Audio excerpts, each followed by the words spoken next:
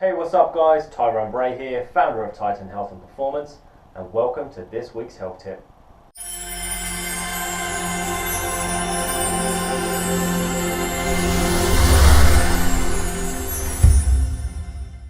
So in today's video we're going to be talking about protein intake and basically why it's a good idea to make sure you're getting enough. Now, it's very rare, to be honest, that I get a new client come to me that's already eating enough. You know, some of the guys are and whatnot, but particularly with women, it's very rare that they're consuming enough protein on a daily basis in order for them to maintain optimal health. So quite often one of the first things I have to do is gradually bring their protein intake up.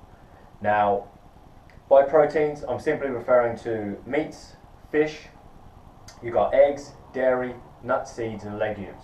Now, of course, you've got foods like whole grains, vegetables, even fruits in small amounts. You know, they all contain protein, but there's not enough protein in them for them to be classified as protein foods. So as I say, just simply meats, fish, eggs, dairy, nuts, seeds and legumes. Those are your main protein foods. You can, of course, get supplements, but generally speaking, we only recommend whole foods unless a supplement is essential to achieving somebody's goal. So, why is it important? You know, well, basically, if you look at it from the perspective that protein is the second most abundant substance in the body, that alone should make it important enough for you to go, you know what, I probably should be eating a bit more. The only substance in the body that we have more of is water. Basically goes water, then your proteins. So obviously, just based on that fact alone, it's pretty important.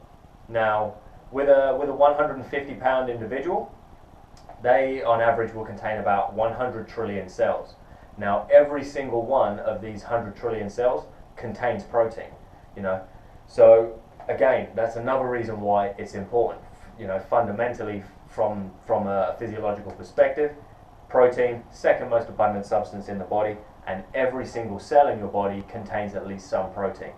You know, so obviously if you're deficient in protein or these cells are deficient in protein, then your body isn't going to function as optimally as it should, because obviously the cells need the protein in order to function efficiently. A bit like with the water, where if the cells are dehydrated, then anything that the cell makes up, any organ or tissue, etc., is not going to function as optimally as it should because there's not enough hydration. Well, it's exactly the same with the protein content.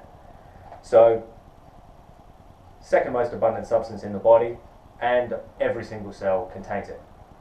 You've also got the fact that proteins are used in the maintenance and repair of many of your body tissues, you know, such as your hair, your skin, your muscles, nails, your tendons, etc. You know, protein is used in the repair of those. So again, if you're deficient, the repair of these tissues is also going to be deficient. You know, they aren't going to be repaired as optimally as they should.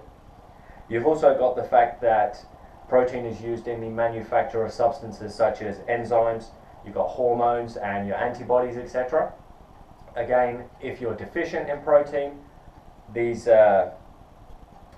substances, that are obviously being manufactured using proteins are again not going to be manufactured as optimally as they should.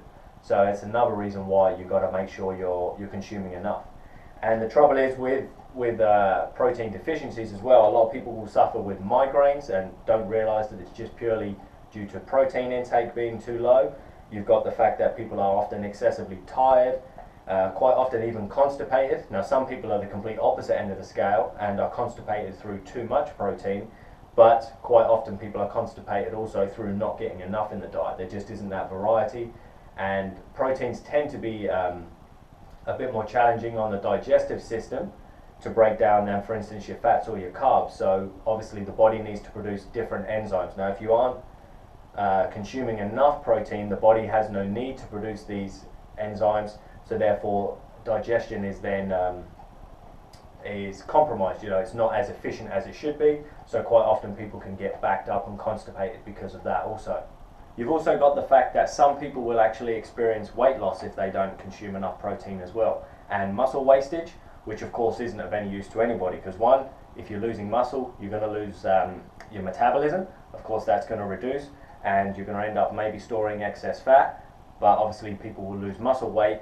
And then you've got the fact that if you are losing muscle mass, of course, you aren't going to be as strong as you would be, so then you're more prone to joint injuries, even muscle injuries and things like that. So as you can see, Proteins are pretty important in the body, you know, and really they're fundamental to achieving optimal health.